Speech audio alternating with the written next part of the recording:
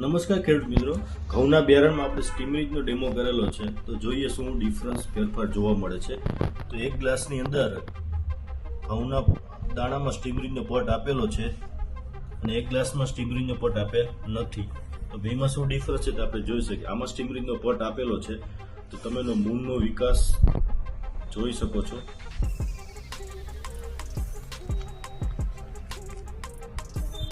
તંતુ મૂળનો જબરજસ્ત વિકાસ તમને જોવા મળે છે અને હાઇટમાં બંનેમાં જે સ્ટીમરીજનો પટ આપેલ છે જેમાં હાઇટ છે જ વધારે દેખાય છે અને ઉગાવવામાં પણ ડિફરન્સ એમાં દેખાય છે.